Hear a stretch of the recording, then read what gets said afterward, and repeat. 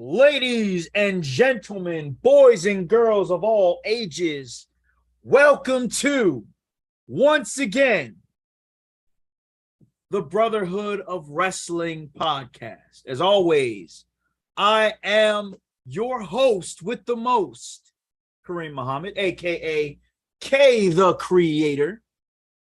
And with me, as always, coming all the way from Alaska, Old Man Kukai himself. Welcome back. We missed you. Welcome. Going straight from Alaska all the way to St. Louis, Missouri. Give it up for Mr. Trevor X. Welcome. And from St. Louis all the way to the second city of Chicago, Illinois. Give it up for El Presidente of the Brotherhood of Wrestling, Chase X. Chase, that's your cue. Totally missed it. You totally botched your entrance, bro. I don't know why my camera thing button always plays hide and go seek with me. Terrible. How you gonna botch your own entrance? Now, you all may be wondering, where the hell is Kenny Nine? Kenny Nine is actually here on the show with us, but he is actually getting ready to go live and do a wrestling match. So we may catch glimpses of his backstage life as a professional wrestler near the end of the show. But right now, we're not gonna bother him. We're gonna let him do his wrestling, and we are going to get into the topic at hand. But first, a quick review. There's Kenny. There's Kenny in all his wrestling glory. Yeah. Look at that wrestling outfit, ladies and gentlemen. You all saw recordings, but Kenny is actually backstage live. Have you been to the ring yet, sir? No, I haven't. But hey, Swap, hurry up, get changed. Hurry up. So hurry up and get changed, man. Listen, I already told them you're going to be busy wrestling, so we may not even see you till near the end of the show. Go knock them dead. Yeah, right now I'm just preparing for my match. I'm the second match on, and I'm in a three-way match. Three-way. Oh, wow. Please make sure that is recorded. Yeah. It's in a triple threat match. Because at the moment, we actually are going over our match now. And the way it goes, I'm not going over, and I'm face, and I'm going against a heel and a tweener. He is paying his dues right now. This is Kenny's stage in his career right now. Paying his dues on the indie. I'm live streaming on the podcast. Let's go our match. Hey, peace. Follow us, the Brotherhood of Wrestling podcast on YouTube. Right here. My man. All right, good luck on your match. Wait, we didn't hear you. We didn't hear you at all. Yeah, that's Daniel Alonso. Nice. Pleasure to meet you. And this here is Scoop Sanchez. Mr. Sanchez, pleasure. It's an honor and privilege. Honor's mine. Thank you. So at the moment, we're going up on match, and right now the first match is actually on. Nice. How many minutes do you guys have? And as you can see, we're outdoors. It's gonna be. Oh, he's flipping it over. We get to see it, guys. We get to see it. Hey. It's a little choppy, but that's all right. This is beautiful, man. Look at our boy. Look at the ring. Kenny, do you know how many minutes do you have for the match for three-way? I don't think he heard you. I think it's pretty loud out there. Quite all right. So, I think you remember beneath us. All right. I'm going to put you on mute because we got to get into our topic. Best of luck to you in your match. Please don't get injured. We need you on the show. True indeed. Please don't get injured. Hey, don't worry about it. I'm not getting hurt. Hey, that's what we'd like to hear. All right, we're gonna. Each of us work. Oh, they all work safe. They all work safe. That's good to hear. We all trained, so we good. Good. And here's the man that helped Kenny 9 be possible, Mr. Just Amazing right here. Give it up. All right. Give it up. Be a multiple applause. I appreciate it. Hey, man. So he trains every last one of us that you see here. That's his trainer. That's good. Wow, we're getting ring time with Kenny 9 at the beginning of the show. You know what I'm saying? Hey, I ain't mad at it. I ain't mad at it at all. Nope. It's legitimacy and authenticity. Mm-hmm. I like the way you put that. We loved to see it. All right, we're gonna leave you to it because we got to get into this topic. We got to get into it. I don't want to waste any more time, but we'll be back. We will be back. All right, we're gonna put him on mute. All right. Our topic for this evening is, and I'm going to go back into my notes. Oh, Lord. Notes. How do you grade a match? Casual fan versus hardcore IWC. And for those of you who don't know what that means, IWC is the internet wrestling community. That means all of the wrestling nerds that are on social media, from Instagram to Facebook to Twitter to Tumblr and every other crack and crevice in between. Okay, I'm going to jump in right now, right off the bat, when the missile drop kick and say, how is that different from a casual fan? Huh? There are a lot of casual fans a part of the IWC then. But most of them are hardcore. Hardcore casual fans? You can be that? No. Yes, you have people who are just now getting into wrestling due to social media, but you have those who are hardcore attitude era, golden age era. Chase has seen it. We got plenty of them in our Facebook group. Do we not? Okay. I yield. As we move forward, could we establish a foundation? Of course. By starting to define terms. Okay. So could you start off with giving me a definition of what a casual viewer is as opposed to a hardcore? Casual viewers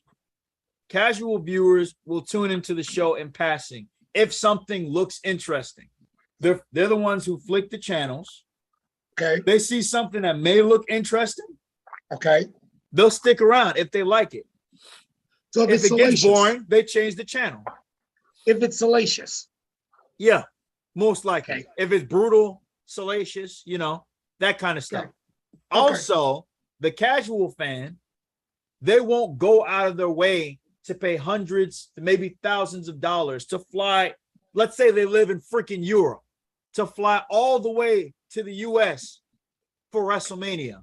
The casual fan will catch a wrestling show like in passing, just like the TV show. If there happen to be tickets, if there are tickets on sale, like cheap tickets, nosebleeds even. Slow down. So you mean to tell me somebody that's willing to give pro wrestling money is a casual fan? No. Correct.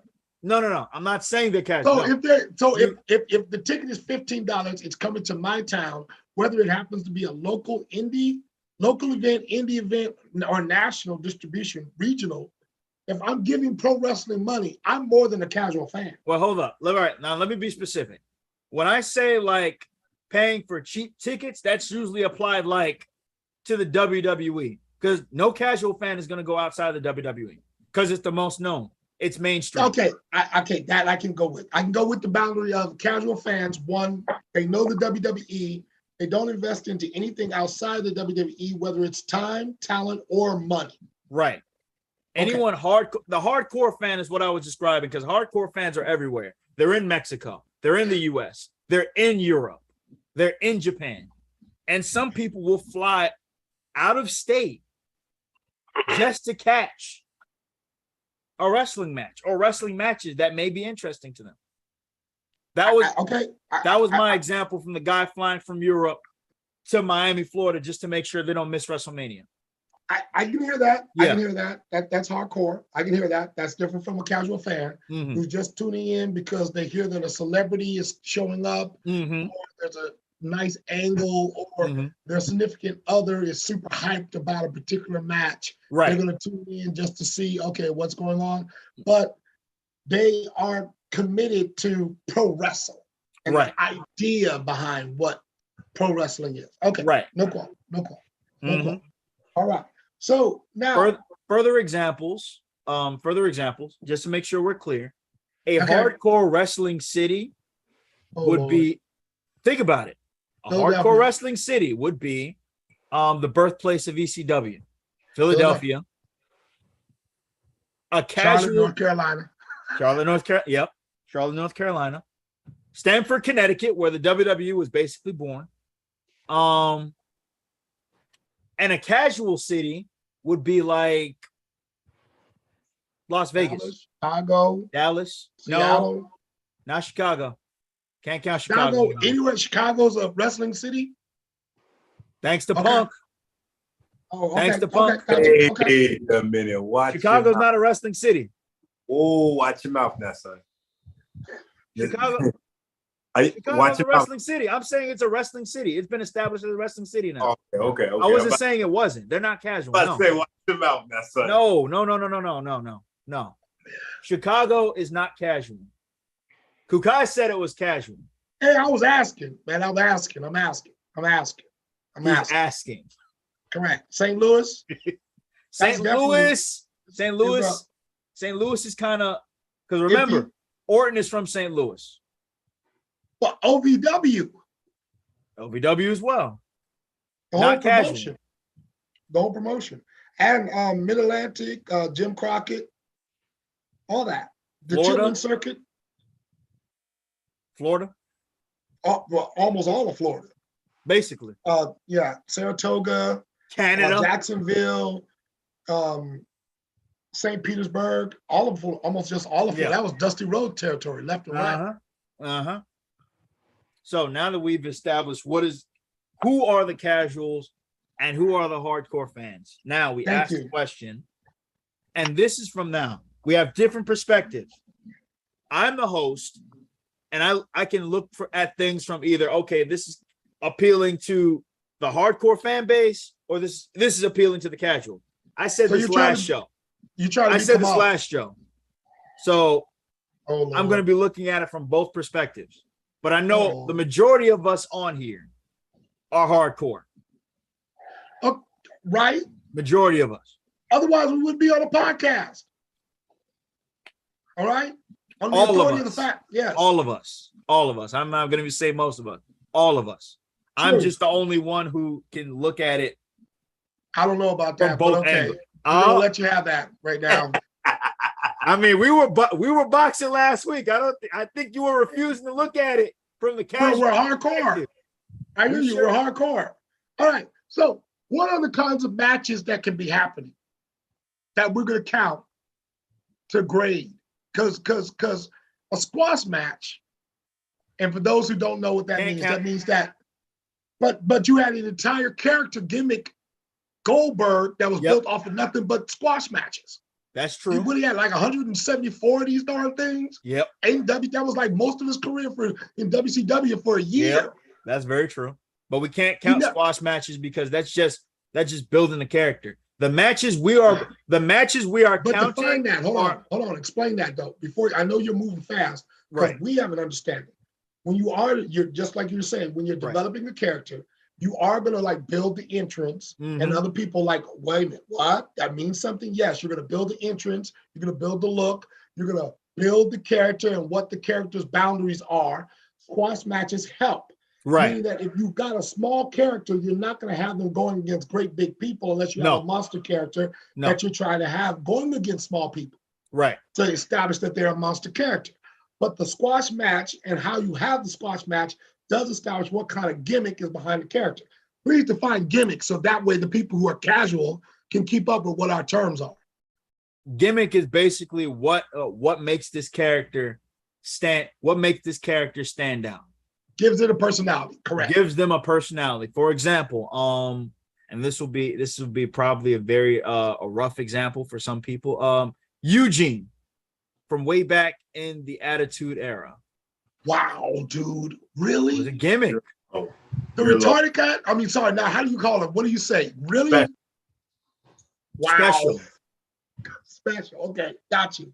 Wow, dude. Not mentally there, but it was a gimmick, was it not? True indeed. It worked. And it worked. It worked. And it worked. We were convinced. Right. Correct. Hurricane. Oh, Superhero beautiful gimmick. Beautiful. Beautiful. Superhero. Mm-hmm. We all did that The stuff. Miz. Dude, why Superstar do you bring celebrity, pseudo celebrity wrestler. The Miz. The Miz. I mean, he played off of that character well. I'll give him that much. I mean, he's a reality show star. He's a reality show star now too, because he's doing that with the wrestling. It's part of his gimmick now. Made himself a reality show. Yeah, he pitched that himself, dude. I mean, yeah. But guess what? It's part of his gimmick now, isn't it? Oh my God. Hollywood A-lister. Ooh, it hurts. Even off the screen, it hurts. I'm gonna go even further. This is gonna make you mad. The Rock, Hollywood Rock. See, now you trying to like get a rise out of me. You know I do not like. But am I lying? But am I lying? No, wow. You're right, dude. You're right. That's all I needed to hear. Wow. That's all I needed to hear. I don't like to say that, but you're right. That is a gimmick. Correct. It's a gimmick. Yes. The gimmick gives that wrestler personality. Correct. Right? Would we say a majority of wrestlers today do not have gimmicks? And they're just either good or bad? And they're just... Kayfabe, well, like you've said to me many times over the years, kayfabe is dead. For those who do not know what we mean, that means there was a time in wrestling where you became your character. And the entire thing was for the audience to believe that you believed you were a professional wrestler. And once you believed you were a professional wrestler and acted that way, then we started treating you like you were Macho Man Randy Savage or The Undertaker, Balls Mahoney, or because you never turned off Razor Ramon. You never turned off Ric Flair. Every time we encountered you, whether it was on screen or off screen, that's the way you were. You could never turn off Razor Ramon. Razor Ramon, the bad guy. What? He's the reason why I rock the toothpicks now, man. He's the. But hey, he sold the gimmick to you. Correct. So kayfabe worked when the gimmick wasn't too far off from your personality. You know, like Jake the Snake Roberts really was depressed. Mm-hmm. He was depressed. Right, and he came across in his character. And let's talk about the other characters. Because of their work being so good, future wrestlers built their character. Yep. So looking at Snake, Jake the Snake, like you said, from him we got Raven. You know what I'm saying? Yes. Same melancholy, you know what I'm saying? Energy, same move set, you know what I'm saying? If you will, even the finisher down to the teach. You know what I'm saying?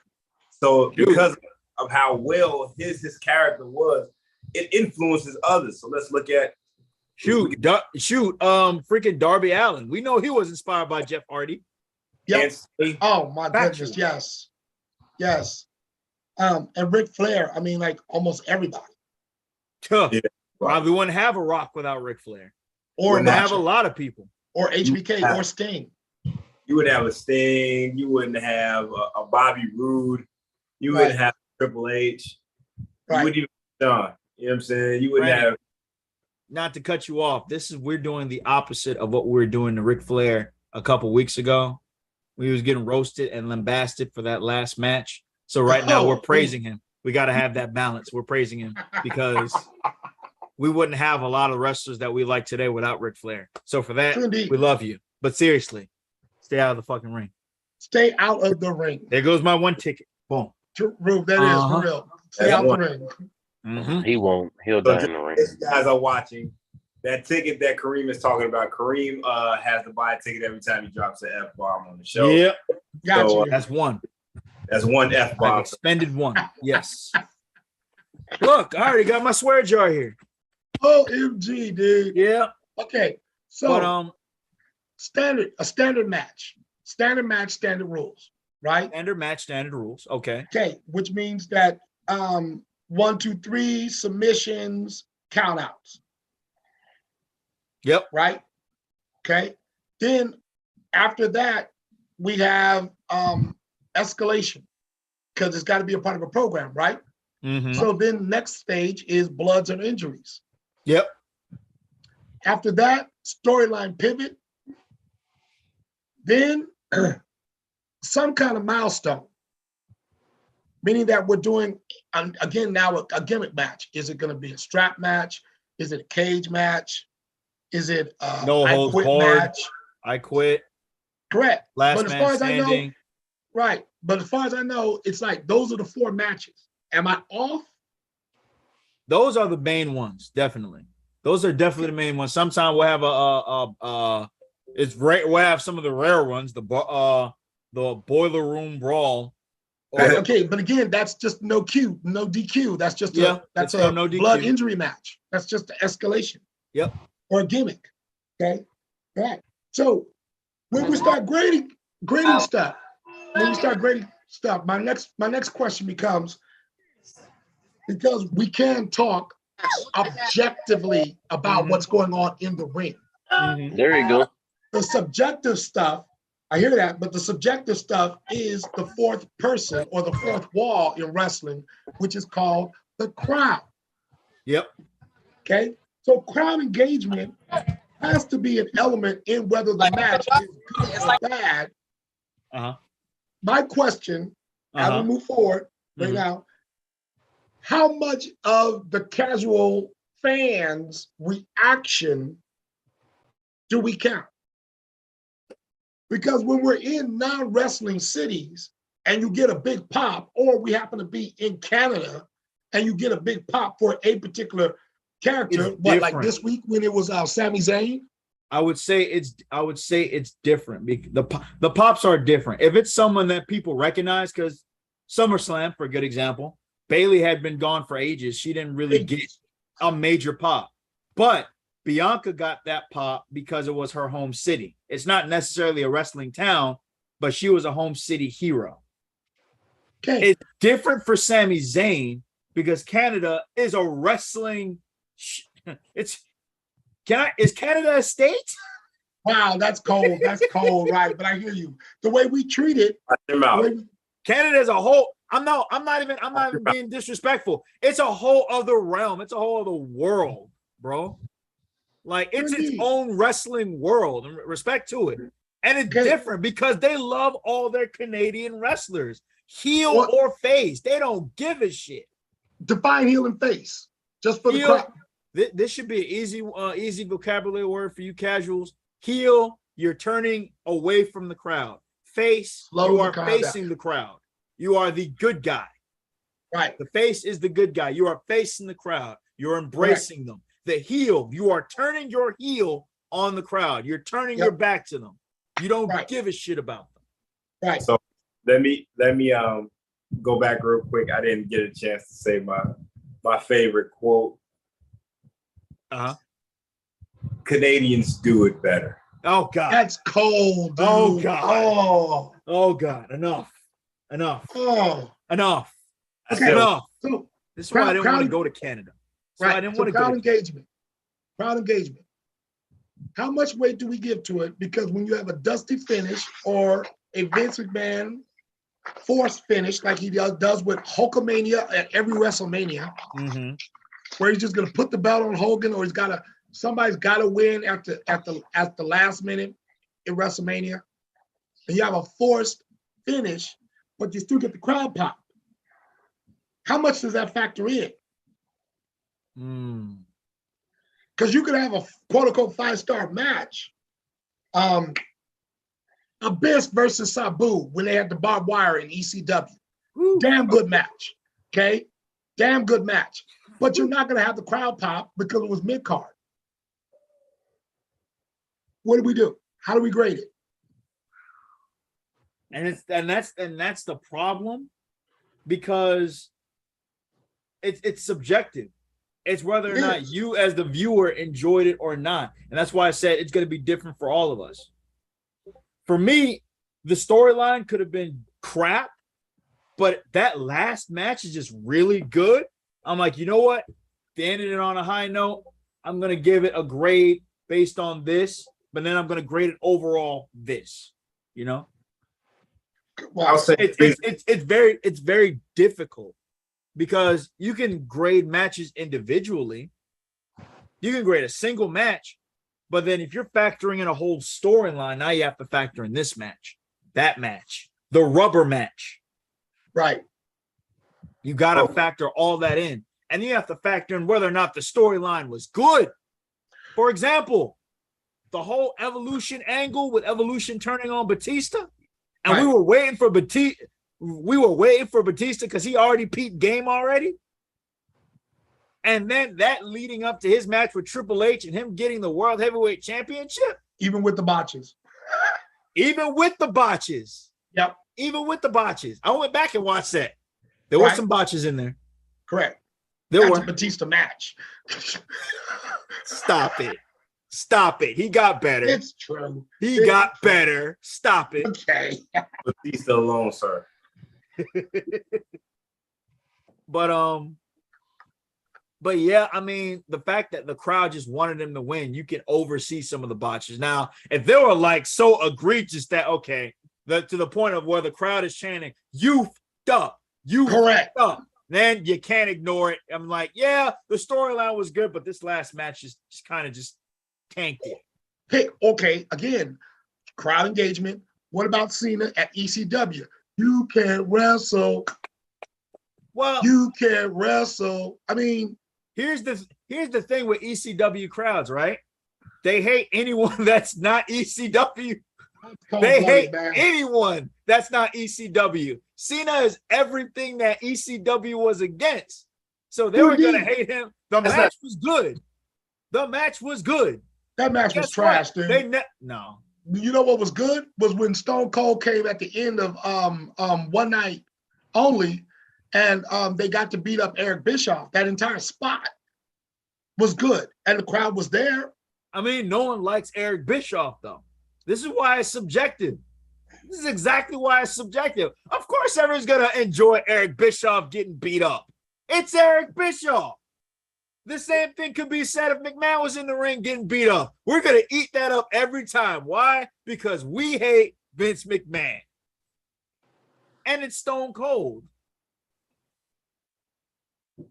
It's subjective. But I mean, he's mainstream.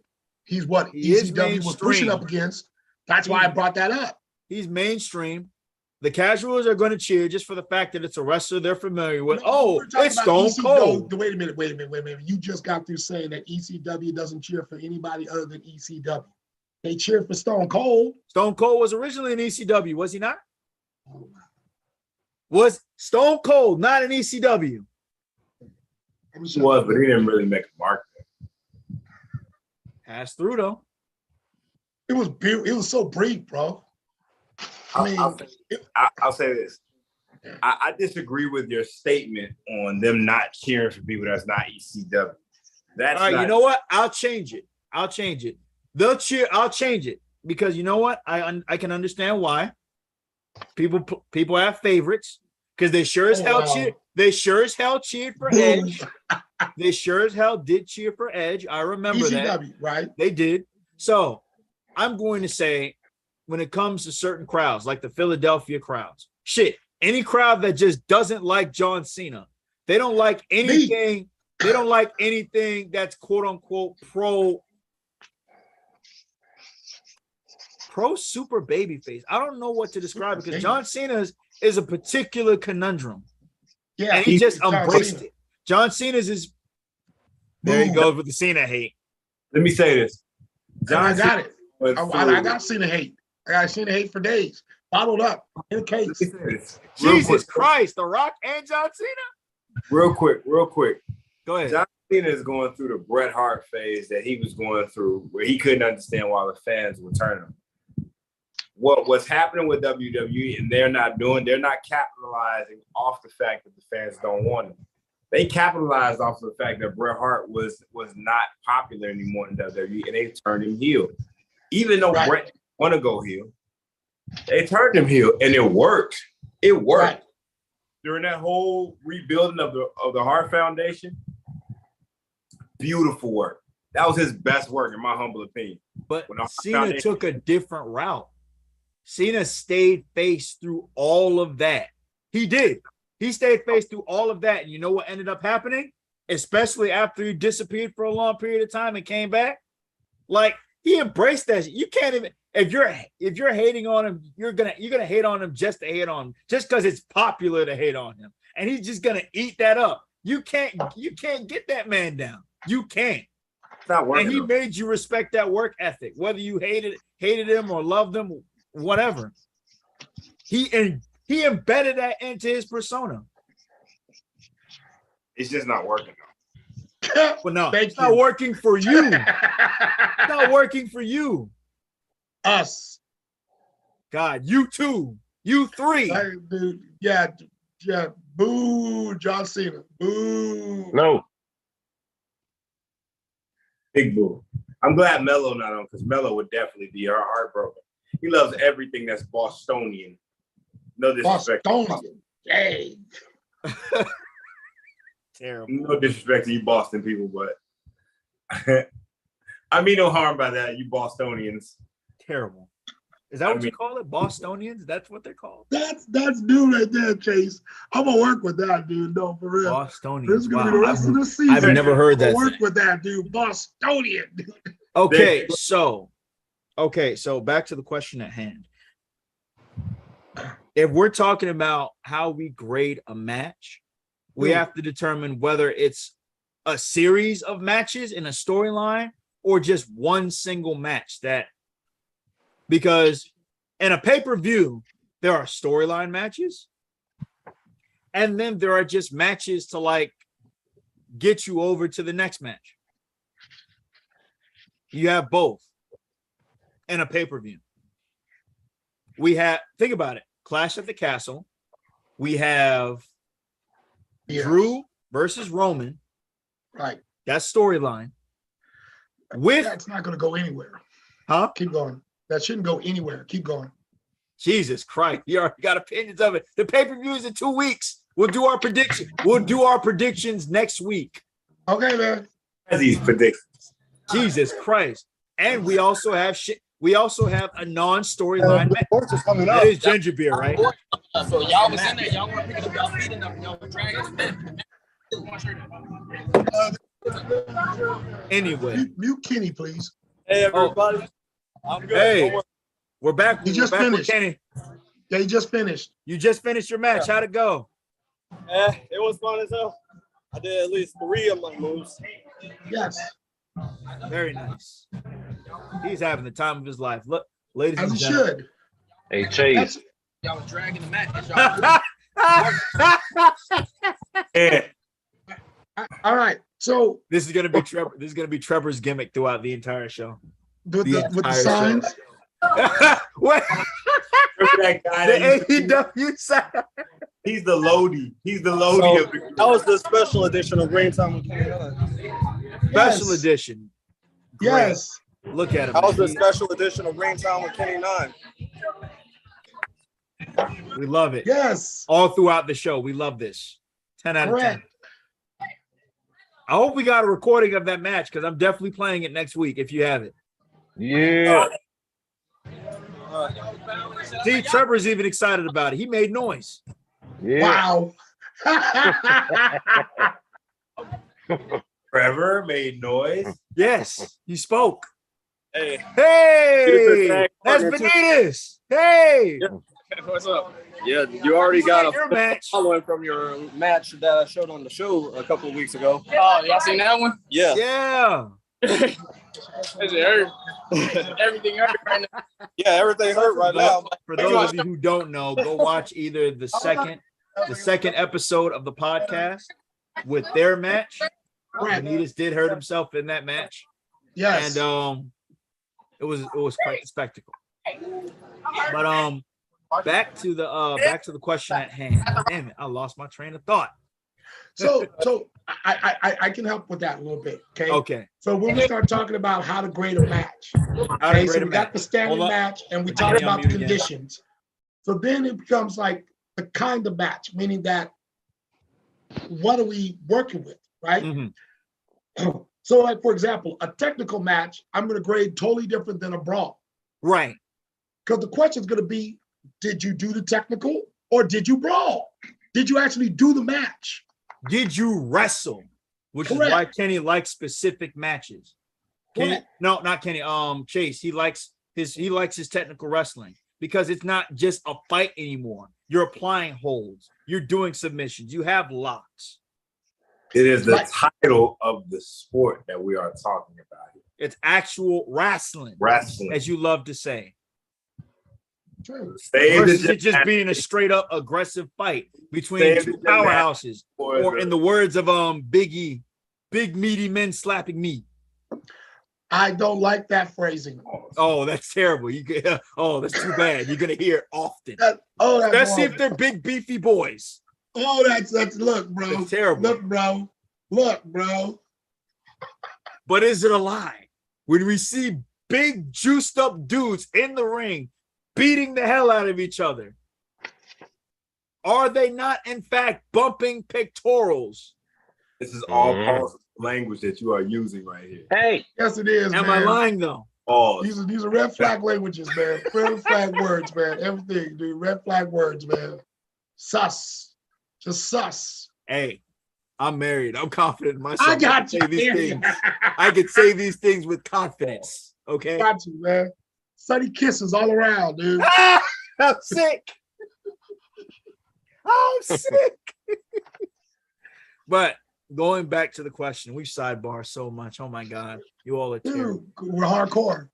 Yes, we're hardcore indeed. There's gonna be a couple sidebars, but eventually you gotta rein it in. So, with grading a match, it could be something as simple as in 2 weeks, Sheamus and Gunther are going to have a match for the IC title. It's been ages since the IC title has been on a pay-per-view. The IC title means something? Huh? Do we care? The IC title means something? Yeah. It's starting to mean something. What? Are you serious, Kukai? Here's why Kukai is asking that question. Because it hasn't been on TV. Here's the thing. Before Triple H started rebuilding the prestige around the US and IC titles, we were barely seeing them on television, let alone pay-per-views. We went from that to having a championship, an IC title on a pay-per-view, and there have been open challenges for the US title almost every week on Raw. Correct. And this is under Triple H. I think that's where we're gonna have a problem. I don't think that something like the Intercontinental or United States title is a title that should be defended regularly on Raw or SmackDown. Here's why. Let me build my case. All right. The reason why. Now, you have to remember, this is factoring into how we grade a match. Because these matches could very well. No, because the title match, no, he's right. Because the title match means something. That's what everything is weighted on. Mm-hmm.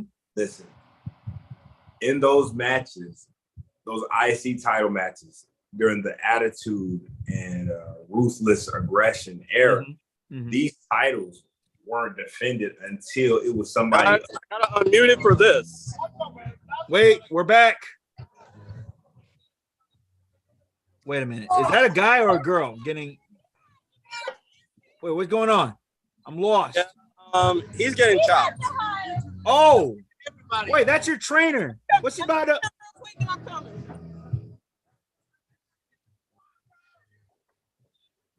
Hey, what's CJ doing? Uh-oh. That's your trainer. Wait a minute. Perfect plex. Bro. That form though. Boom. Oh, with the release. Back of my neck. With the release.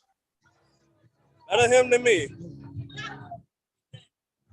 when you Great said move. when you said he was going to be chopped, I was thinking, that not what I just saw. What I just saw was live murder on the podcast. That is what I just saw.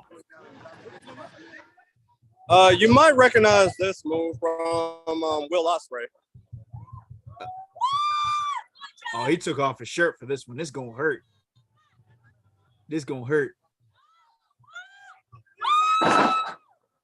Oh, that roll was clean. Oh, you're next. Power bomb. I don't know what the hell you take. cover the man, please. That Stop is the Kenny's match. trainer. That is Stop the Kenny's match, trainer. man. Cover the man and stop the match. This is my podcast. Danny, Alonso, come out the way. Well, that was another couple seconds of ring time with Kenny Nine. It's just going to be all throughout the show today. Didn't plan for it, but hey, active event. We adapt, we move. So, back to what I was saying. Yes, the IT titles, IC and The United reason States. why I say that is because these titles weren't put on anybody. These were put on people that were near superstardom. Okay. These were people who had built a reputation, had character, you know what I mean? And they were close to being world title status. That's they true. Had to go through the ringer. This was the belt that put you through the ringer to see if you were ready. This was the NXT title before there was an NXT title. All right. So That's fair assessment. You couldn't defend this regularly. You know what I'm saying? When you think about The Rock and Stone Cold bout, we think about The Rock and Triple H bout, the IC title. They were like, that was our world title. You know what I'm saying? During that time for us, until we could see a world title match. You get what I'm saying? So interesting thought process. Okay, I always saw it as the top of the mid card, and it was the top of the mid card belt to see and test you, like you're saying, for a world belt. But and it could be me, I always remember. Oh, they just taking a shoot. Either seeing or them adding value to the IC in the United States or belts, because you're seeing the champion on a regular basis.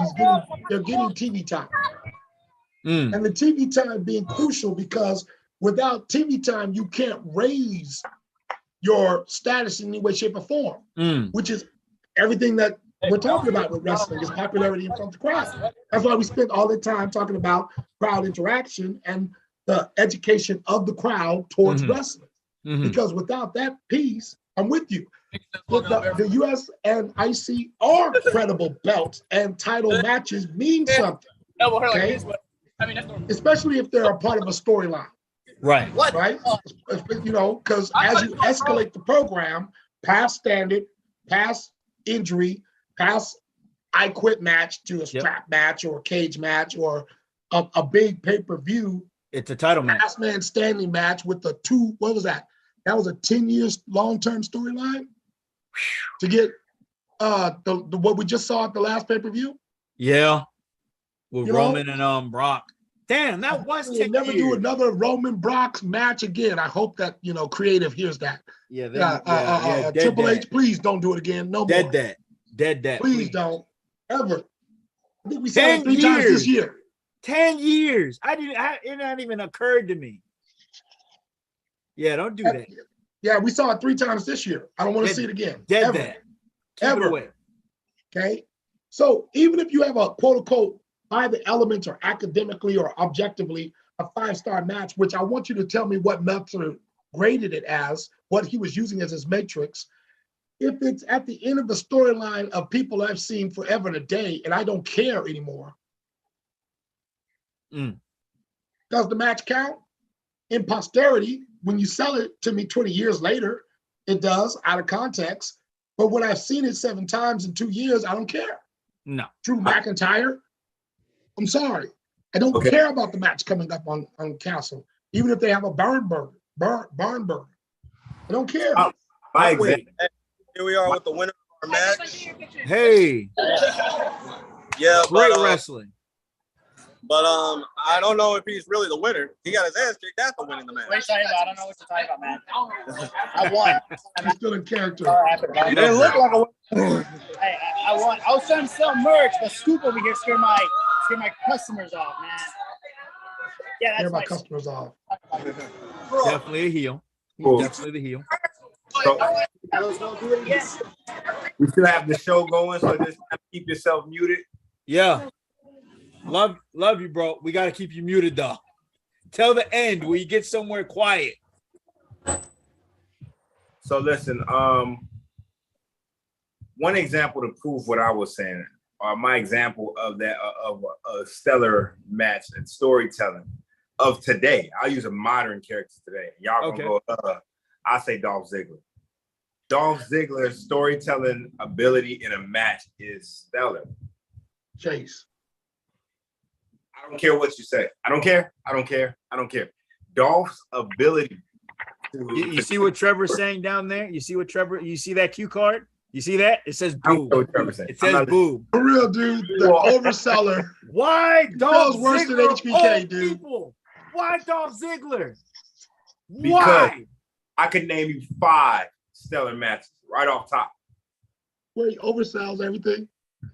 No, not just because he oversells, but because of his ability to pace the match, which is something we rarely see. It's really one pace match nowadays. Even he paces a match better than Danielson. Hey. Huh? He paces a match better than Danielson. Hey. Yes. Oh my God! This week alone, I'm gonna shut up right now. Go ahead, Chase. Go ahead. Oh my God. Yeah, I'm just here. I'm here to show I job. That's hilarious. But when when you look at his triple threat match between himself, AJ Styles, and Baron Corbin for the world title, top tier, stellar match, and because it was well paced. When you look at all of his IC title matches between himself and The Miz, that rivalry, beautiful, top tier, stellar matches. You know what I'm saying? Where we're seeing a well paced match. When you look at why I said it was subjective. Because even the most hardcore. Now you see Kukai. Now you see what I see. Did he say Miz and Dolph Ziggler? Hardcore, even the most hardcore fans. Now you see what I see. God, dude. Now you see. Wrestling is subjective. Chase, I almost threw up. You said the Miz and Dolph Ziggler. yes, top tier matches. Oh, Those were top tier matches. I'll give you what are the elements that Dave Metzler? I'll give you underrated, but I won't give you top tier. I'll give you underrated, but I won't give you top tier. What are we drinking here? Water. That's what I'm drinking, sir. Water. You sure it's not water? I might want to have to question that judge. Water. Y'all tweaking, man. Wait, hold up. We're not tweaking. I'm watching YouTube. I'm watching the YouTube.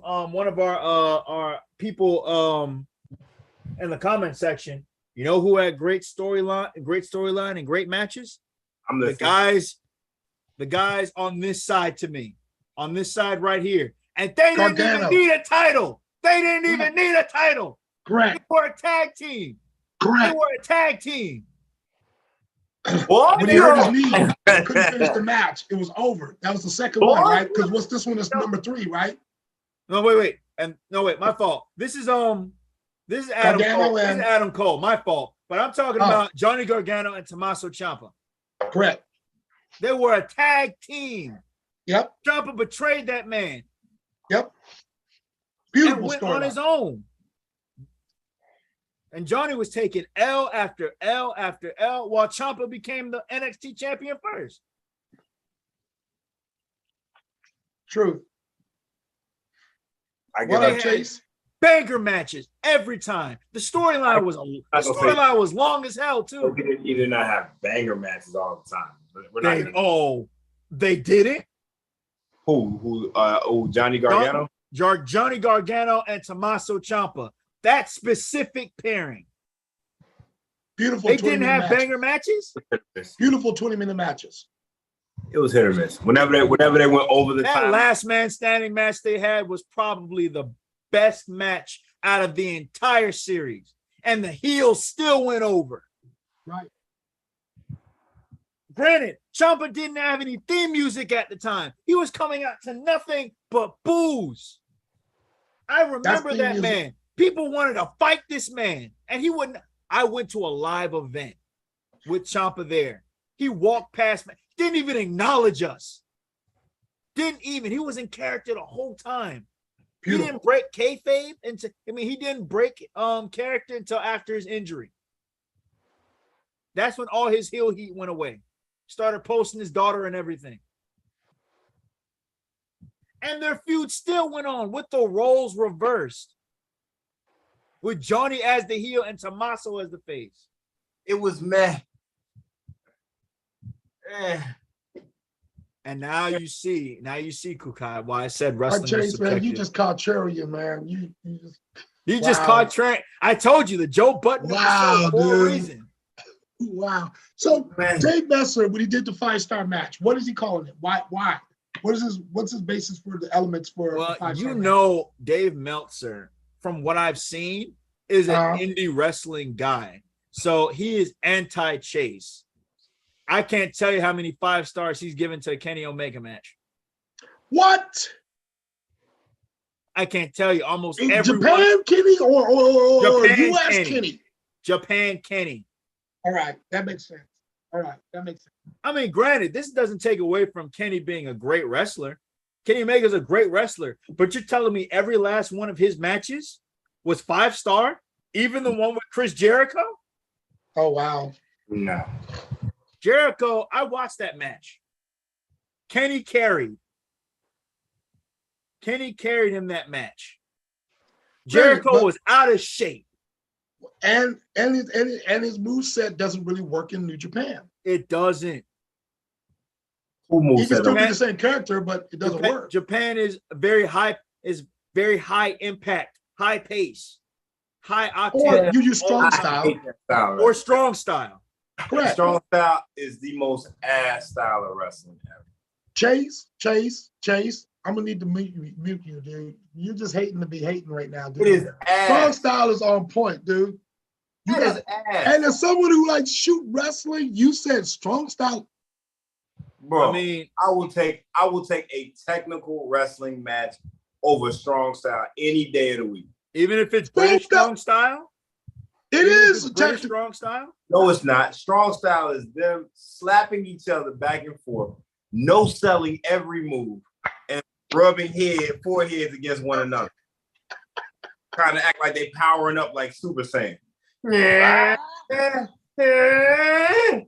I mean, you could say it's probably derived from sumo.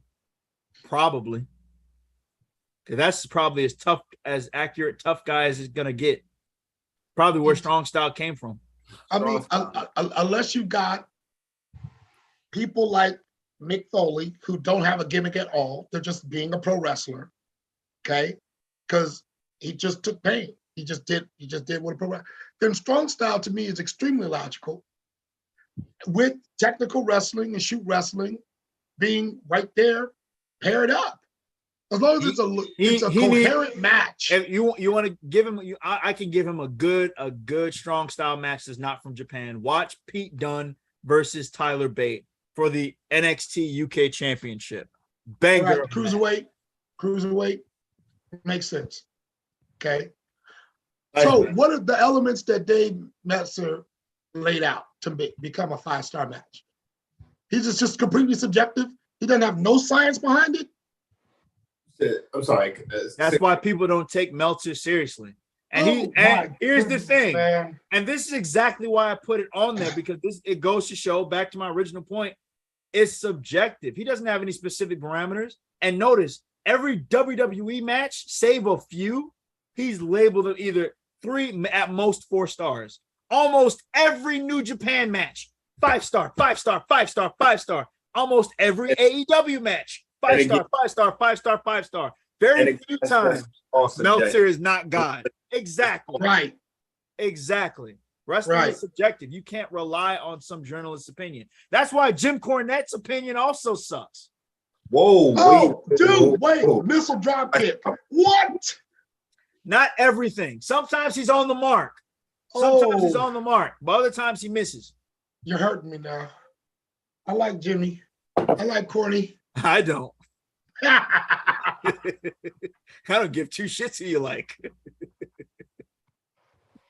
Jimmy, look, just like Dave has been off the mark at times, so has Jim Cornette. Okay, so And here's Cornette- what I And it here's just what goes I- back to show wrestling is subjective. You're going to Here's what have I your tried- own view on it. here's what I tried to write down and grade a match by. Okay, so this is the elements I looked at. Was one, crowd engagement, because to me that's, and you know, the reason why we're there. Okay. Two, in-ring performance. Mhm. Meaning, did you stay in character with the move set? Was it logical? Was it a coherent match? Did it tell a story? Mhm. The look. Mhm. The look of the pay-per-view, the match, the Mhm. wrestlers. Mhm. Storyline. Did it contribute? Did it not? Did the finish happen after the clean 1, 2, 3 or whatever? And then number 5, which is the subjective element, I think, is was I able to suspend disbelief and believe I'm in a wrestling environment instead of two people putting on a show? So on that front, then I forget the guy he went against. Danielson's Match against Three Daniel falls match. Garcia. Yes, to me, darn good match. It was coherent. It made sense. It progressed. They didn't kill each other. There was no blood. Well, there was blood. It ain't AEW without blood, baby. I think that is the corniest thing they could do. True, you keep doing blood every But time. you know what? The difference is with Daniel Bryanson's, you don't get blood like that often in the Daniel Not from Bryan him, match. right. You don't. So it Right. happens like in story-wise. Now, if it was John Moxley, I would understand your point. Dude, And dude spits out, dude wakes up in the morning bleeding. correct, Modern day Sandman without having to bang his head with a beer can. correct. But you know, Sandman had a better entrance. Yeah, Sandman did have the better entrance. I ain't even gonna lie to you. He did. Like, Bro drunk the beer, then True. bashed his head with the beer. Bro came in bleeding. correct. I'm like, how is he not concussed himself? Right. Beer must be strong. He must be And drinking. he got a couple Budweiser. of and he got a couple of fans drunk on the way in. Shit. Yeah, he wouldn't have worked in the WWE product. That would not have worked At all. Wish they left him with his Into the Sandman theme. That would have, Right. I think he would have had a higher impact. Believe this or not, I believe he would have had a higher impact if they left him with the Into the Sandman thing. Yeah, I heard that. I heard him come out to that. He was definitely. That was half of it. We sang the song with them. Here, I'm giving you another strong style match for you to watch, Chase, on your free time. You can choose to watch it or not. But this comes from, again, Aaron Johnson. Thank you. Aaron, we're gonna see if we can get you on the show one of these days. Tyler Bates versus Walter for the NXT UK Championship. This is pre-Gunther. Pre-Gunther. With Walter. the slap. I felt The slap sad. was strong. I felt bad for him. It wasn't because I was like, oh, that was one of those stellar wrestling matches. It was like, oh, I wish he would stop chopping the shit out of this man's chest. I mean, Tyler Bates probably was the closest to beating him in NXT UK. He was the closest. I think the only person that went harder than him was Ilya Dragunov. And he won. He beat Walter, I think. Yeah. I just don't feel this is why I say Canadians do it better. This goes back to my goodness. But aren't Canadians just Europeans on another part of I mean, they do speak French. I get it, but this is why the Canadians do it better. Canadians do it better because here we freaking go. Go ahead. Let's start with the all-time great, the greatest of all time, Bret the Hitman Hart. All right. The man's ability to tell a story with the match was beyond stellar. his ability to pace the match beyond beautiful, and then his finishes were always beyond beautiful. No. So when that's just Brett. I could go on to the Dynamite Kid. I could go on to my favorite and the greatest technical wrestler of all time, Chris Benoit. You know what I mean? And his ability to pace matches and string them together so beautifully. When I say beautifully, the man could wrestle a fucking burlap sack and make it look good. Chris Benoit. The man could wrestle. We'll be talking about Chris Benoit later on today as well. No, I'm in agreement with you. I don't know, man. I mean, because you got lots of people when it comes down to technical wrestling who are, when it comes down to chain wrestling, because it sounds like from what you just laid out, that's what you value. Again, that's New Japan all day long. So if you like that, then New Japan Shoot Wrestling is up your alley. Okay? But I mean, Dean Malenko, we got to wrap this up. I'm sorry, okay, but we got to wrap this up because we got other topics we got to talk about. Okay, we got to wrap up this question.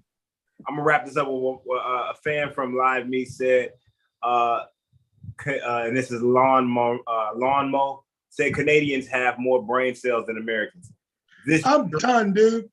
First of all, I have plenty of brain cells. Do not insult me. Shout out to Canada. Canadians do it better. He basically just called you stupid, though. You're not Canadian. You're right. I'm from Trinidad. You son of a... You know what? I'm from Trinidad. You're right. From Trinidad. All right. Trinidad and Tobago. He's right. But Canadians do it better. With that American-ass accent. Okay. You're right. I was born here. I know. You still over here. I'm going to let it go. Just let it go. All right, man. What's the next topic? All right, so your moderator. as far as before we get to the next topic, as far as rating a match, we have established that wrestling is subjective because everyone's opinions are not actually on the mark. And as long as the storyline is cohesive, the match was delivered and made sense, the crowd expectation is sometimes 50-50, depending on where the state is. But if the crowd was fully engaged, then that helps. It's just different things you have to consider. These are just different things. And this may not be how you rate the wrestling match. Because some people, it could be just something as simple as, oh, this match popped me. That's why I got this rating. And from the casual perspective. From the hardcore perspective, they got to meet certain requirements. You got to meet those requirements. So that's that with that. We all had our varying opinions, but that was our general consensus. Now, moving on to the pre-show topics, we're not going to dwell too long on these. Is Austin Theory the future? Yes. Got a while. He got a little while. And I'll say, damn, Chase, you gonna hate on everybody? No. It's not because he doesn't have. No, I didn't mean to say Chase. I meant to say Trevor. I was looking at Trevor. He has the it factor. The thing is, they need to leave him in the oven a little while longer. He's not done yet. You gotta leave him in the oven. That's fair. I think once he removes that selfie gimmick, the what gimmick? The selfie gimmick. Once he does away with that, he's golden. That's not 5-star like world champion. It's not. It's mid. It's giving mid card. Yeah, it's real mid card. If not, he's more TV title worthy, European title worthy. You know what I'm saying? Like if that title was still around, he's like as long as you don't say 24/7. Yeah. All right. So how much more time do you give him? 2 years? I mean, he's young. He's young. He's only like what? 25, 26, 24. He's got time. They're trying to do what they did with Rock again and get another youngest world champion. I see. You mean Randy? Right. They're trying to do that again. And the thing is, it's not. You forget The Rock was the youngest world champion for his time. He was 25 when he won the world title. All right. But the thing is, though, he's not ready. He has to go through another gimmick change. How much time, bro? That's what the question was. How much time would you give him? 2 years, 3, 5 year pro? How long a program? The question was, is he the future? The Right, sub and question is how long? Right. He can be. He can be. He can become the future. The thing is, though, what I do if I were you and I was not you, with the writers, I would make it so that he doesn't cash in right into the end of next year. He'll be ready. Well, Right remember, is up. the problem with that is cash-ins expire right. You don't get to hold the cash-in up. They expire like after Mania. Correct. I will hold Like you up only until get that WrestleMania. Monday, or that you get that Monday or that Friday. After that, it's back towards Money in the Bank. It would make sense for him to win at Mania, cash in at Mania. I think because it would leave everybody's mind that he's And still. who would he cash in on? And you got to give it. It's got to be someone that's either going to make people cheer that thank God this man took the title off him, or it's going to make them give him nuclear heat. That's why I said if Theory were to cash in on Cody after winning the WWE Championship, the amount of nuclear heat he would get. That would make sense. That would make sense. I mean, think about it. Cody already has been through a war. Already been through a war for the championship. Because more than likely, people are trying to say it'll be Seth. Someone wants it to be Seth, even though Seth will be 0-4 against and Melvin. If you happen to be watching the podcast, this is directed at you. Why do you want Cody Rhodes versus Seth Rollins again? For Seth Rollins to lose again at WrestleMania again? Come on now. And on top of that, Seth would be quote unquote going in as the WWE champion. So he'd be a transitional champion for Cody Rhodes. How does this benefit Seth? And I'm sorry to sidebar, but I had to say that. We had a long I hear that, but I mean, I think, and I guess I can agree with Chase in that another year, Austin Theory will be absolutely ready to sell T-shirts. Right. I was thinking outward to 2 years. That's fair. I would keep the Money in the Bank gimmick going because it's an opportunity to mature the character. It is a way to also either start minimizing the bumps that he's taking as a workhorse or start leaning him towards a moveset that can engage in longevity. Because when it came down to the article about Drew McIntyre's lower back, I thought that was the byproduct, and him having any problems with his lower back, I thought that was a byproduct of Claymores.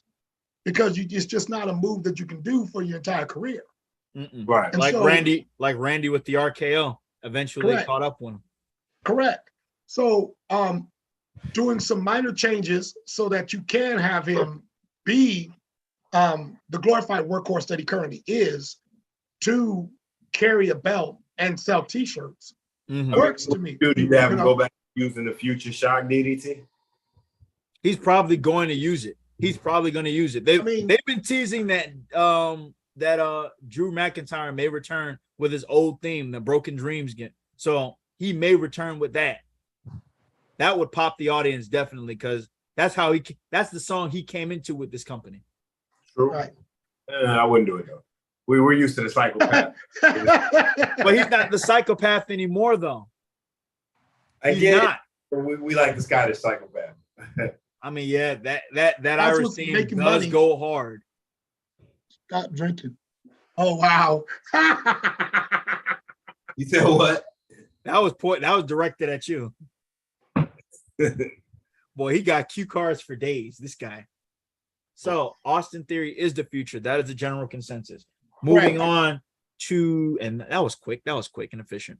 Moving on to the next part of our pre-show talk. DX is effectively running the WWE.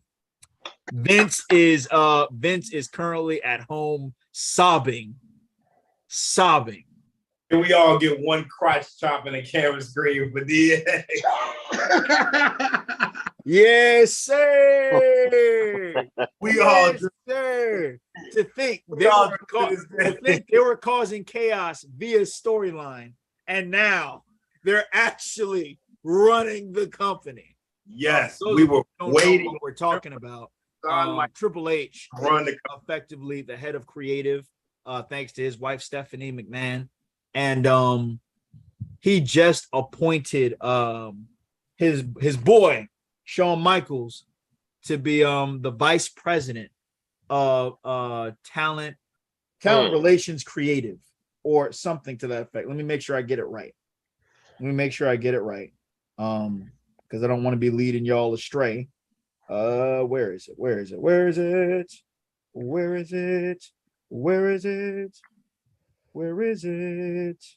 Damn it, where is that post? Why did I lose it? No, this is not the one I wanted. Hold on. Maybe it's on the other page. There it is. Shawn Michaels promoted to WWE Vice President of Talent Development Creative. They're both in a creative position in the company. I think this works. And granted, Shawn Michaels has been helping to run NXT while Triple H does the main roster. And even though I'm not the hugest fan of NXT 2.0, I'm not going to say it's a crappy product. It could be better, but it's not bad. Let me just say this again. I'm just happy that Vince McMahon has finally allowed somebody to pick up the controller and play the video game. Remember when you had like a little brother? Yep. Sister. You give him that controller that wasn't plugged and make him feel it. That was him giving NXT to Triple H. That was the controller that be plugged up. Even better, when you played Sonic the Hedgehog 2 on the Sega Genesis and you find out Tails were playable, so you just plug the Tails could never die, so you can play the game interrupted and your brother could be trying to find himself on the screen as you race away as Sonic. Yeah, good times. Good times. But it's not like Vince McMahon had a choice. With this whole, he basically got Me Too'd out of his position. Yeah, that's true. And it's funny because he's been having sexual misconduct for how long? Ever. Probably as long as Kukai has been on this earth, maybe longer. True indeed. Pretty much. That's long. Much. And it took until 2022 Truth to finally out this man. And it's only because the company is like, hey, you're using our money. This is our money that we're investing to you into this company, but you're using it on these women. No, you gotta go. Yep. If it would have been out of his own pocket, I guarantee you they would have said nothing. Like they did for 48 years. And it was the sister that did it. I bet. You don't pay it. You pay them to leave. Wow. Terrible. But hey, don't use the company money. That's the real reason he got put out. But DX effectively running the company. I feel like WWE is in a better place than it has been for ages. And we're seeing the product changes, even though it's slow, it's gradual. You can see the improvement. I wasn't excited for Clash at the Castle pre-Triple H. And now I'm calling myself, I'm actually going to be tuning. But now I'm tuning into a glorified a glorified house show pay-per-view. Thank you. I'm about to say, come on, man. I'll keep going. Okay, It is. It's a glorified house show, but damn it, the card looks like it's finna go crazy. The card looks like it's finna go hard in the paint. What's the card again? They're still building it. We still got 2 weeks. We already know it's probably going to be it's going to be the finals of the women's tag tournament, which I believe is going to be Toxic Attraction from NXT versus Sky and Shirai. No, Kai and Sky. That match is going to go hard. We got Sheamus versus Gunther for the IC championship. You know that match is going to be hard hitting ish.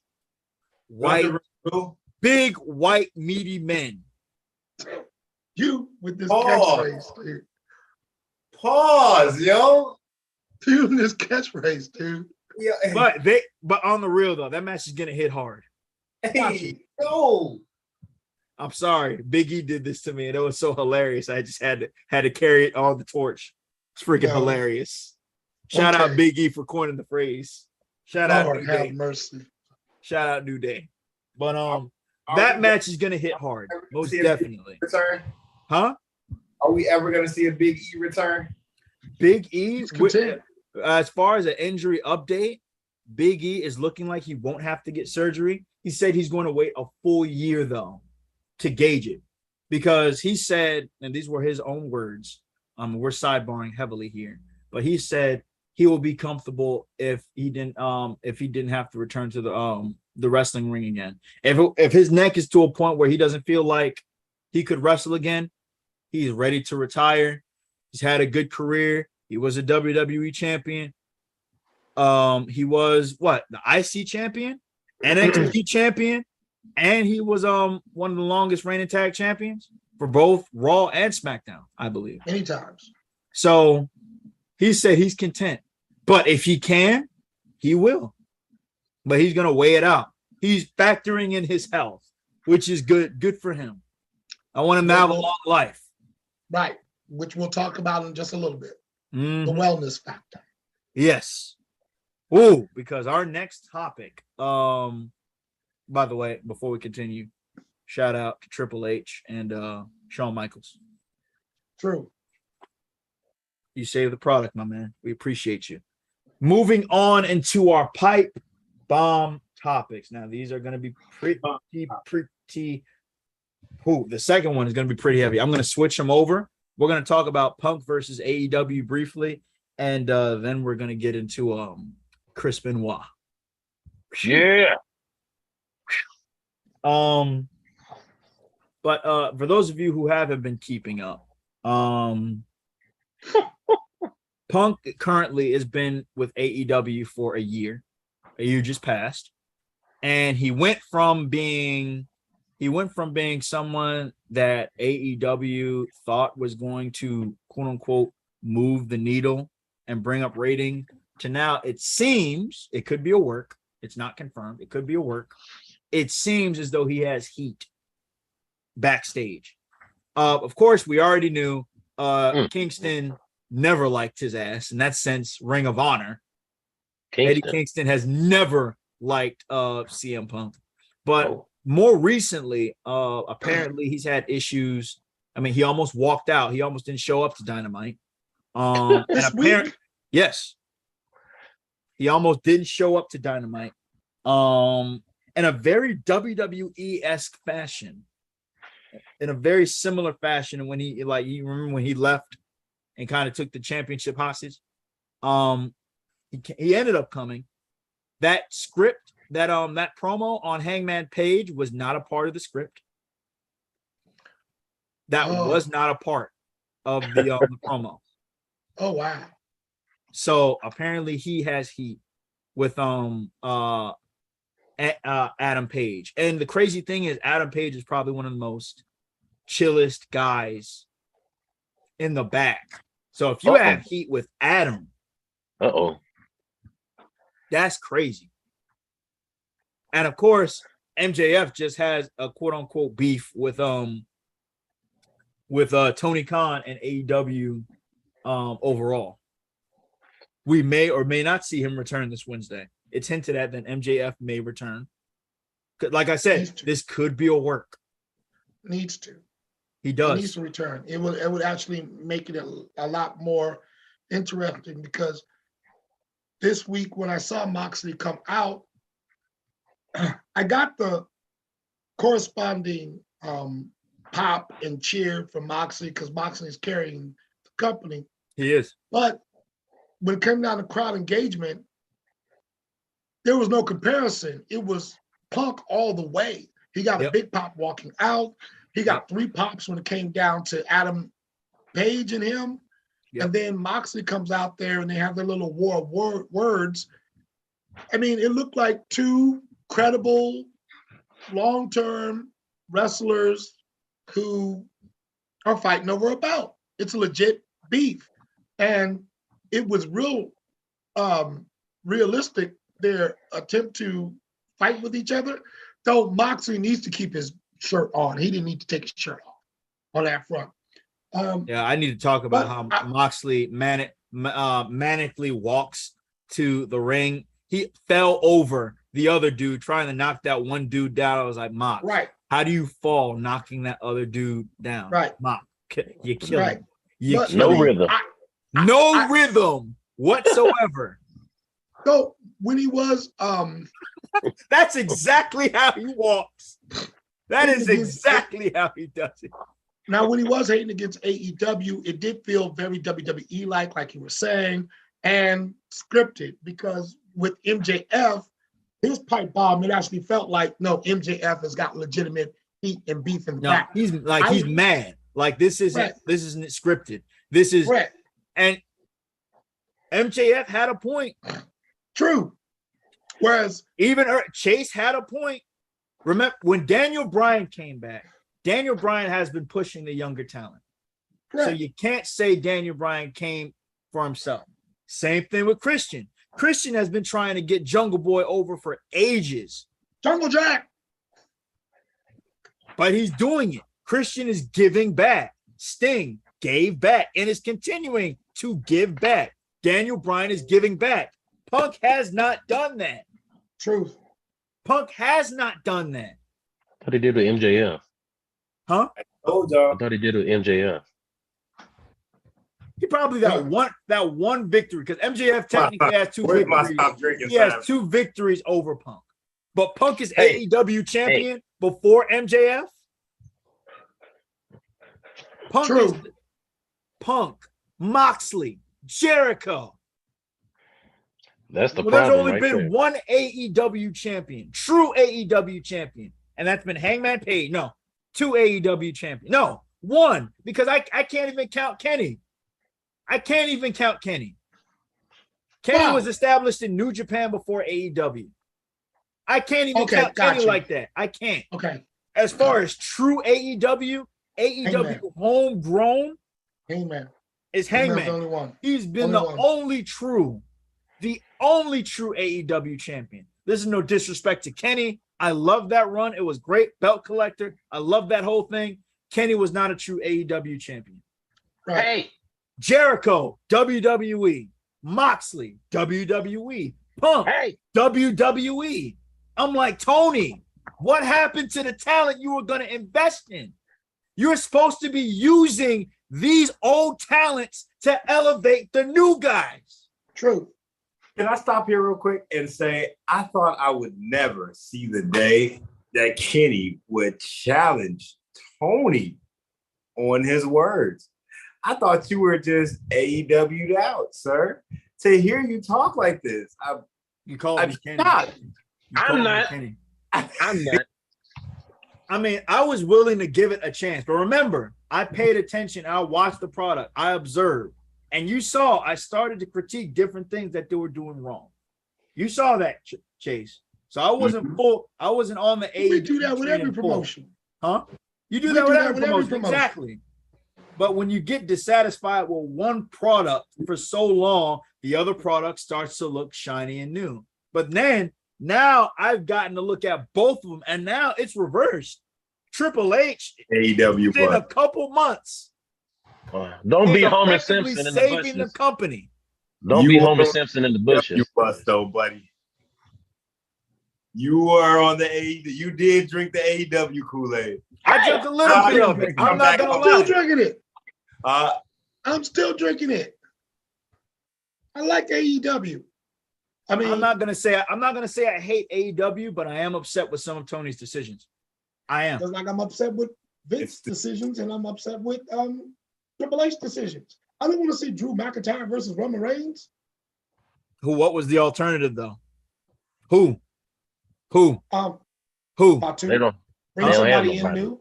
They're bringing in Cross, which is good, but you bring in somebody new who can but not established with the audience though. You can't bring in someone new established with the audience because you already know the outcome. Roman's gonna win again, and we got to split the belts. Got you. I'm with you, but to me, two a 2-month or 3-month program with Fatu coming in.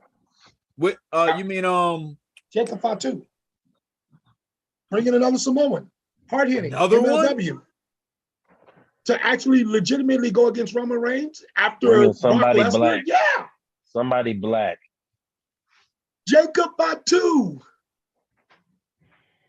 See, I don't like the idea of bringing in another Samoan because now we got to establish a whole other one. Roman is going to beat another one into the bloodline. It's just, what's the point? What's the point of that? That's the point. I love it. No, We need the a black bloodline one. is full. No more people. No more. Yes. It's Yes, full. bro. Listen. Full. No Take a trip. more. I'm Oh. tired. No. Listen. Take a trip with me. It makes sense. This is Bullet Club meets Heart Foundation all together. You feel me? I like factions. I like group. And the fact that this is a Stupid strong. Tired. This is a Maybe slap my This is a webcam strong down. faction, man. Not everything needs to be a faction war. You love factions? Go watch War Games. Go Hey. watch Blood and Guts. I'm sick and Kevin tired. Sullivan for life. Listen, factions make the wrestling group go strong. Ever since that, it's been proven. I mean, It's been that's proven. true. Like, since the inception But of DX, here's my thing. WO, they have proven that factions push the needle. Work. Here's Work. my thing. Here's my thing. Mm. All right. You have to consider these following things. Roman is going on a part-time schedule. Correct. Very part-time. It's already part-time basically, but it's going Right. to become even more so. What Right. use is building a faction when the leader is going to barely be there? The factions bring I in came up Samoan. on, everyone was always there. That's why you bring in Fatu. Exactly. You bring in another strong Samoan to hold down the position, his second in command. So that when he comes back, it's even stellar when he comes back. But what does that Correct, to do take for the back what's belts? his. What does that do for the belts? The belts need to be split. How do you handle that? You hand one to your second in command. Did he just throw his hat? Dude, we're answering, what is this? Creative session? We're answering your questions and you're just putting up Terrible answers. These are Terrible answers. These are not So you terrible want answers. the Samoans running both Raw and SmackDown? No, Is that what I that's hear? not what we Is said. this is exactly what you're saying. This No, is we're not. exactly what you're saying. This is Oh. exactly what you're saying. Oh, You want a Samoan with the World Heavyweight Championship that no one knows except us hardcore people on Raw, and you want Roman on SmackDown, and you want the Usos to keep the belts, and you want Paul Heyman to keep being Paul Heyman. What's next? I wouldn't have done that program, what you just said. I want Fatu to come in as heel, challenging Roman, because Roman's going on part-time. It's whatever. It's easy to fill in with establishing Fatu while Roman's on part-time. You do take a belt from Roman, which then brings him back to unify. What? And Kareem is shaking his head on this one too. So we keep with this BS with Drew. It'd be different if you had someone like Solo Sikoa on NXT, bringing him up. He's established. He's on NXT. If you would have said Solo Sikoa, you know what? Fine. You want to bring the Usos' little brother? Fine. That works. Fatu, a whole new talent. Remember, you know him. You know him. Chase knows him. I know him. Do the casuals.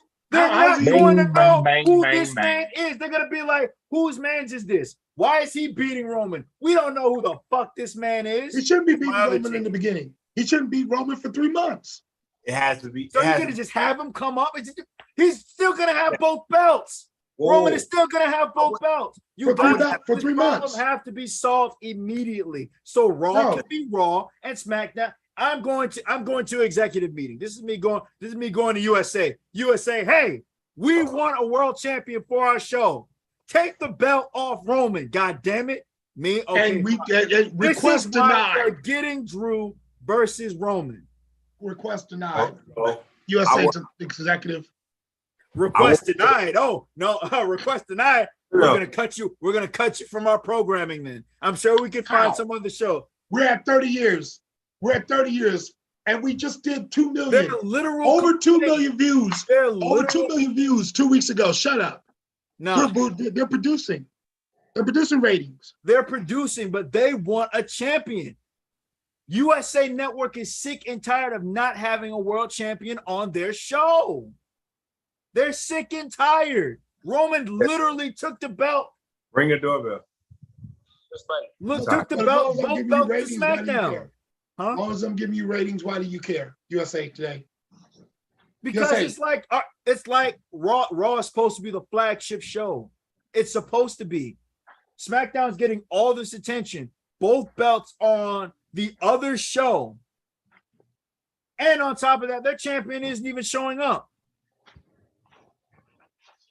And it's like, why? Why? At least give us one of the belts. So if your champion doesn't show up, we have a champion on our show that will. And that's why they're giving it to Drew. Drew has shown up. And Drew has been in the title picture before. He's main card material. 3-time WWE champion. It's not like he's going to keep it for long anyway. He's going to have a list of opponents. He's going to have KO. He's going to have Cross. He's going to have people. He's going to have Bobby. He's going to have AJ. So basically, treat him like Lex and just have him hold the belt for seasonal status. Seasonal status, a couple months for the season to end. Because it's not like Cody isn't going to be coming back soon anyway. Shoot, Cody versus Drew. Cody came back for the WWE Championship. Drew would have the WWE Championship at the time. It's something for Raw to do because having both belts on SmackDown, especially with a part-timer not being there, serves little to no purpose. I can easily see an invasion program with Fatu laying waste to 2 or 3 people. Y'all goddamn Raw. Samoans. You and these goddamn Samoans. I'm just trying to say, man. Racist. You built a program with Cody coming back. I can build a program with Jacob. And you just built a program with Cody. Jacob's going to come in and he's going to fizzle out because Roman is going to beat his ass. They're not going to. They didn't even. Shouldn't touch him for 3 months. And he's too big for Cody. He's too big for anybody else that's going on at the present moment. And Jabor, stop, okay? Enough of this. We'll see what happens. We'll see what happens in our prediction video next week. We'll see what happens. We'll see what happens. And when I end up being right, I don't want to hear shit. But because you can follow the regular programming, you're goddamn right. Lord have mercy. It's predictable. Anyway, keep going. When it works. Even the most predictable things have been heartwarming. Still, you loved it. There were people talking about Edge coming. People talking about Edge coming back. I didn't know. But there are people saying, oh, there's rumors of Edge coming back. You know what happened? People still cried manly tears when they saw him at the Royal Rumble. They still did it. Okay, man. We all knew CM Punk was all but confirmed for AEW. All but confirmed. You know what? People still mark the fuck out. There's my third ticket. You know, one dude. Tell me I'm lying. Stop me when I'm lying.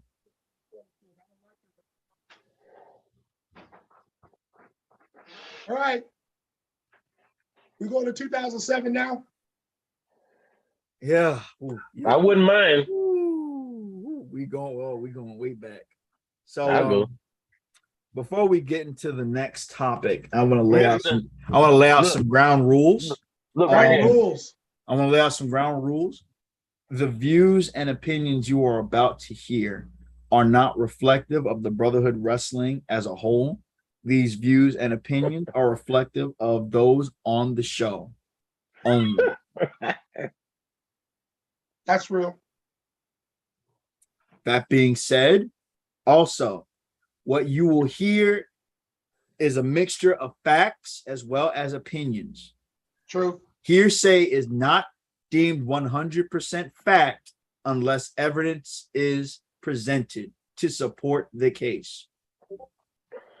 We here at the Brotherhood of Wrestling podcast do not condone these acts, do not support these acts in any way, shape, or form. We do not have 100% of the facts, and we will not act as though we do. With that being said, let's get into this can of worms. Wait, this the last thing Chris Benoit did was this. I don't know about that. Oh boy. Not according to Oh boy. Where do we start? I could see YouTube flagging me down now, sir. That's the Yeah, last thing he this did before page he, down now. Where do we start before he offed himself. That's the last thing he did. Oh Lord. Stop. All right. We will now be discussing the Chris Benoit debacle. Facts versus hearsay. Sheesh. You want to start? I want to start off with this. I do not know 100% of what happened. I remember where I was that day. It was announced that he died. I was at summer camp. We were watching it on the news. And it was labeled as a suicide homicide. Remember that. A lot of things started coming out about wrestling. Wrestling had to change a lot from that day as well because CTE became a big thing. And I didn't know much about CTE until recently when I watched that movie with Will Smith, Concussion. And that was just football. And I traced it right back to wrestling. I was like, now I understand why they don't do chair headshots anymore, why they only do certain things. Because I've seen and read stories about what CTE can do to someone in their mind. And it's really heartbreaking. It's really heartbreaking. Oh, okay. So just start off with, forgive me for the controversy right off the bat, then explain the humility of a Mick Foley. That's the thing. I said that's how I'm just telling you this is what I saw at the time. I'm not saying I'm not saying that's what contributed or that what didn't contribute. I'm just telling you what I saw at the time. So with that said, we can go ahead, open that can of worms. I'll speak when I need to speak. Okay, so for those, just to do a quick rundown. Okay. Quick rundown. As far as I remember, most of the Chris Benoit problems start after Eddie Guerrero dies in 2005. Rest in peace. He starts having his issues. He starts leaning on Chavo. And then we get in 2007, because I remember it because the political campaign is going on. Okay. And it's summertime. So it's around Juneteenth. This cat comes up on the news and you're like, what's going on? The allocation of time is he doesn't show up for the pay-per-view, Vengeance. Chavo is a little concerned. Chavo gets some texts that are like suspect, like there's somebody planning to come over, like Benoit is planning to receive somebody. Okay. Then supposedly, again, we don't know, his wife Nancy is murdered, tied up. The child doesn't know about it, plays with daddy for at least another day before the child now dies. And then somehow, with 10 times more testosterone than you're supposed to have in your blood system, 10 beers, some wine, he finds himself at his exercise equipment and with the lamp pull down, hangs himself or chokes himself, some way, shape, or form. Hung himself with the lamp pulled down, right? We don't find the body for another day, and that's because somehow there's a mystery text that goes to, or that goes on to Twitter, 14 hours, 15, 6, something like that, 12 to 14 hours. And then there's a wellness check on his home in Georgia, from the WWE and they find the bodies. Yeah. And that's basically blow by blow what we have. With Well, the I'll very say first it wasn't. question, It went viral, but it didn't go on Twitter. Twitter was not popular. right? at that But time. somebody Right. knew about it. What it is between Yeah, the a dude text, made a tweet. but yeah, between the text coming to Chavo and then what happened on Twitter, there's an entire community of conspiracy as Right. to what happened inside that house for 72 hours. Mm-hmm.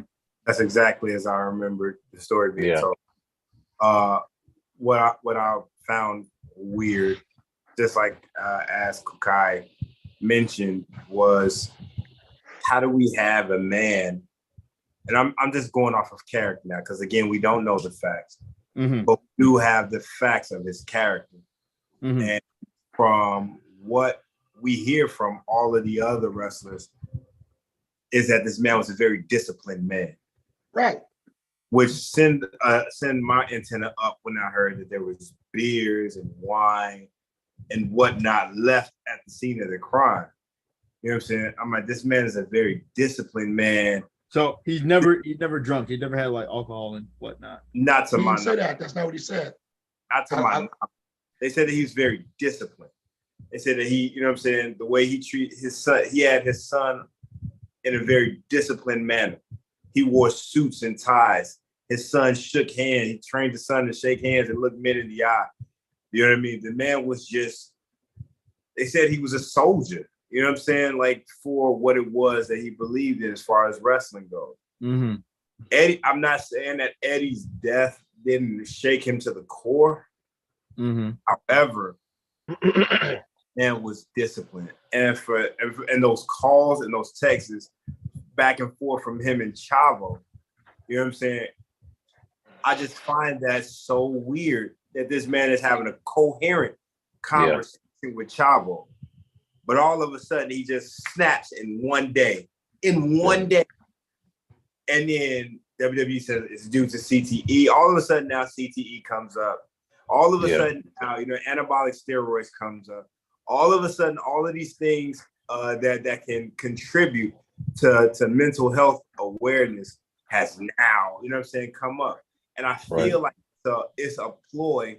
This is just me saying, I feel like it's a ploy for them to say, not me. They went out of their way to say, it wasn't us. You know what I'm saying? Not me. Okay. Pardon self, because Chase, I definitely want to carry that stick. On program, they were as broken up and hurt. They did a tribute to this man on program. They did. I remember that. And then turned their heel work, turned their back, and I need to not give any money to your bucket of cussing, but they turned their back on that family and everything. Yeah. Mm. And threw that man and everybody associated with him under the bus. Because the autopsy, my big problem was the police shoddy work. The autopsy, it's almost like, I feel like a roster. How many times can you kill a man?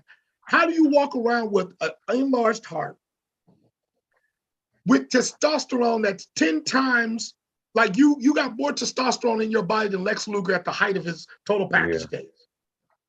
Okay? But then you're also then going to have a toxology of alcohol that's out of the range. Like, how do you even consume that much alcohol in through 2-3 hours? You can't. I have to go next after you, sir. Go ahead. You go now. I have all day. I need to hear this.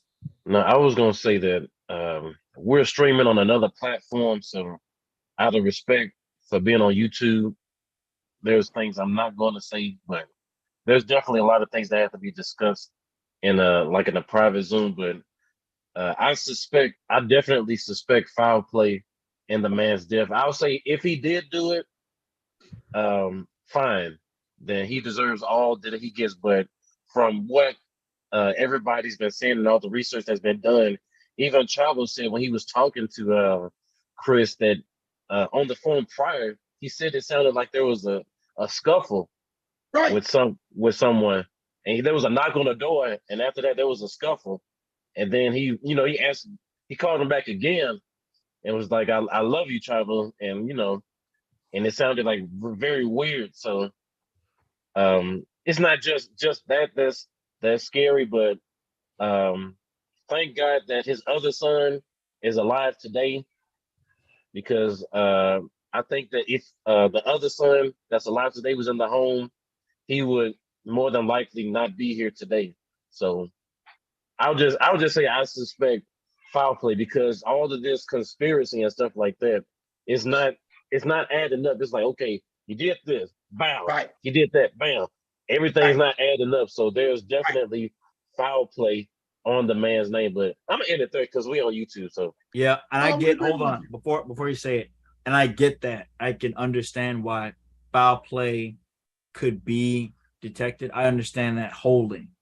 The problem with all of this is because we don't have 100% of the actual facts. It will continue to be downplayed as what it was presented as, and everyone has changed their thoughts about him. I'll never forget that Paul Heyman interview. Right. Paul Heyman's a great wrestler, which he is. I will never discount that.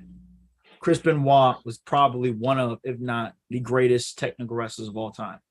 One of, in my humble opinion. Chris Benoit did that shit. But as far as the person, I don't know. I'm not going to say what he said. Right. Because it's a complete U-turn, like what Kukai said earlier. It was a complete U-turn from the tribute they did for him. But yeah, I don't know. I can't speak on what I don't know. I'll say this again, like I'll dovetail off of what you said and saying we don't have the facts. You know what I mean? And until more facts and evidence is presented, we can only speculate and go off of character and what is in front of us right now. And the character, again, like I said, this man's. Let me ask you all something. What was this man's physical shape?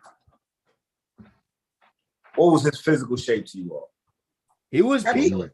Yeah, he was big. He was in good shape. I can never say I saw Chris Benoit fat. I've never seen that. Gotcha. Though he was about 20 to 30 pounds greater on his frame than he should have because of steroids, because he was much smaller in WCW. Right. He was 100 and I'm sorry. He was 5'8". He was 5'10". 5'10", okay. And 220, if not 212. All right. Eddie Guerrero. That sounds like Mike Tyson. Exactly my point. I'm glad you said that. I'm going somewhere with this. Eddie Guerrero was his same height in 235 pounds. So they're Macho Man. They're about Macho Man size. They're about the Macho Man size. Exactly. So before Eddie's death, he was 235. Eddie started his career at probably 180 pounds. About 85? Yeah, 185. And spent the majority of his career in the cruiserweight division. That's a huge jump to get to 235 pounds. Now we're looking at Chris Benoit, who has maintained 212 to 220 pounds his entire career and has been in the top shape that he has ever been in, if not his best, coming toward his death. The man was ripped. The man was suplexing Rikishi with ease. Granted. German suplexing the man. With ease.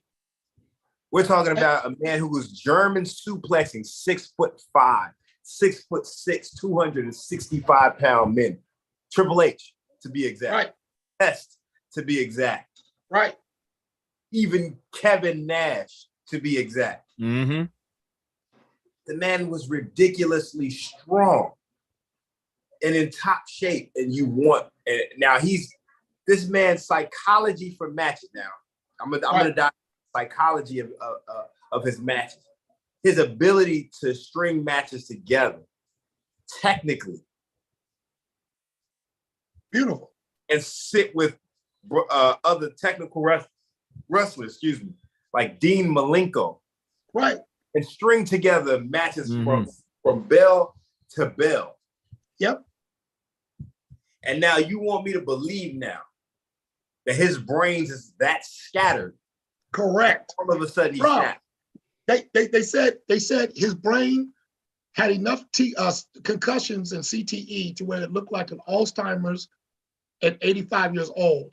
And I'm like, then that should be Undertaker, Stone, Mankind, Triple H, Randy Orton. everybody, Hardcore Holly. Dude, there are a lot of people that should be walking around here unable to Brock recall Lesnar any idea. Dude, I watched Brock Lesnar get 3 concussions in the ring with Kurt Angle, my damn self. And still finish the match. Right. Right. You're talking about Brock Lesnar versus another technically sound wrestler. Yes. And still had enough wherewithal to finish the match with a broken neck. With a broken neck. Correct. They said he was concussed.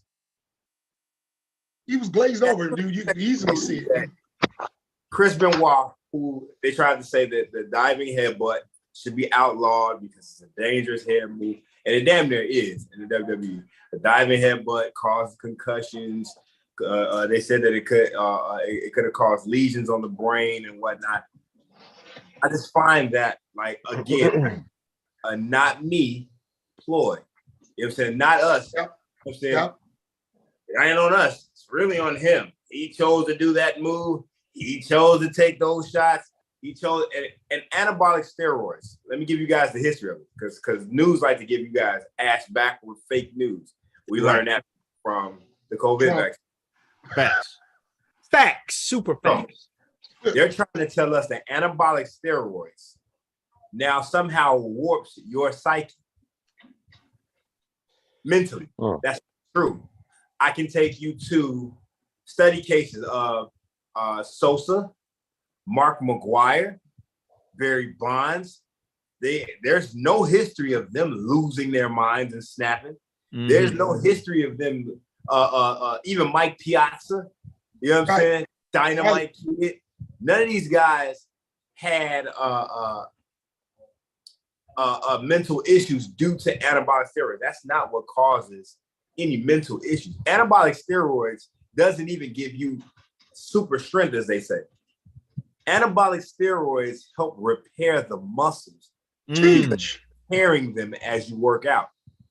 Now, normally when you're working out naturally, you're tearing the muscle by working out. All right. So it takes you time to recover so that the muscles can grow. Right. All anabolic steroids does is help me recover faster than I normally would. Right. So I can get more reps in. That's why those guys that are on anabolic steroids, they'll have 3 a day. They'll have a killer workout in the morning, go eat lunch, and come back, have a killer workout for lunch after lunch, and then late night have dinner and come back and go crazy for dinner because they have the ability to repair the muscle fat. Steroids didn't become illegal until we got our hands on it. Once we got our hands on it, that's when it became an unfair advantage. Not that it was already unfair to begin with. I mean, you can't exactly. But that's a whole other story. We the Brotherhood of Wrestling like to appeal to all races. I mean, there will be a couple truth. There will be a couple truth bombs dropped.